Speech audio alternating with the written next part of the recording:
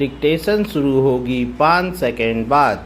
5 4 3 2 1 start. महोदय, भारत एक स्वतंत्र विदेशी नीति पर ही चल सकता है, जैसा कि हमारी एक के बाद एक कार्रवाइयों से स्पष्ट हो चुका है। मैंने ऐसी किसी बात को कभी भी स्मरणीय नहीं माना है। वास्तव में जब मुझे पहली बार इस बारे में पढ़ने को मिला तो मैंने एक संवाददाता से, जो मुझसे भेंट वार्ता ले रहा था, कहा था कि मेरी राय में यह हमारे विरुद्ध पड़ोसियों में संदेह के बीज बोने की एक भद्दी कोशिश है। मैंने अपनी नेपाल यात्रा के दौरान तथा अन्य मौक़ों पर भी यही बात कही है। इसलिए यह सब आज के अखबारों में छपे भाषण के जवाब में नहीं कहा जा रहा है। हम लोग जो भारत सरकार में हैं, ताकत की राजनीति में विश्वास नहीं करते।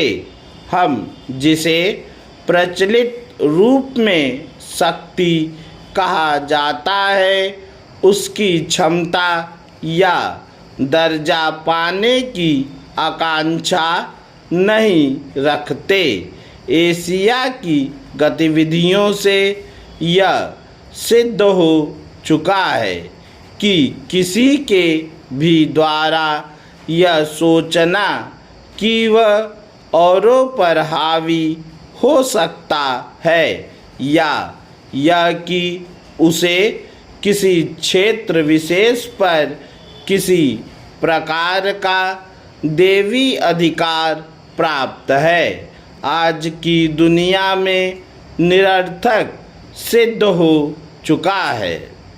हमने ऐसी बातों पर कभी भी विश्वास नहीं किया है। यह बात अब पूरी दुनिया में उजागर हो चुकी है।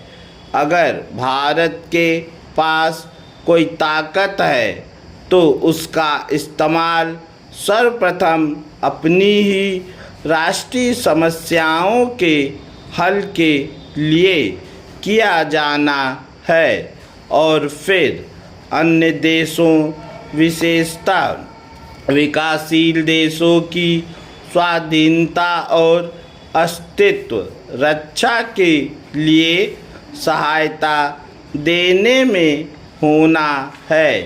यही धारणा शिमला में हमारी स्थिति का आधार थी। हमें अफसोस है कि कुछ देश अभी भी भारत के विरुद्ध जहर उगलते जा रहे हैं। कतिपय तत्वों द्वारा ऐसी नाटकीयता से मैत्री और सद्भाव को बढ़ावा नहीं मिलेगा। मैंने एक माननीय सदस्य को कहते हुए सुना कि यह एक बड़ी लज्जा और दुख का विषय है कि हम कुछ देशों के साथ मित्रता के बारे में बातचीत करते रहे, हालांकि वे हमारे मित्र होने में कोई दिलचस्पी नहीं रखते।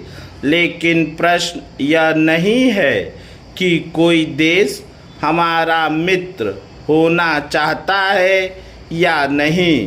प्रश्न यह है कि हमारा राष्ट्रीय हित किस बात में है। स्पष्ट है कि अन्य देशों को हमारे राष्ट्रीय हित में दिलचस्पी नहीं हो सकती। उन्हें उस बात में रुचि होगी जिसे वे अपना राष्ट्रीय हित समझते हैं। भारत सरकार किसी भी लज्जा का अनुभव नहीं करती। पूर्ण विराम।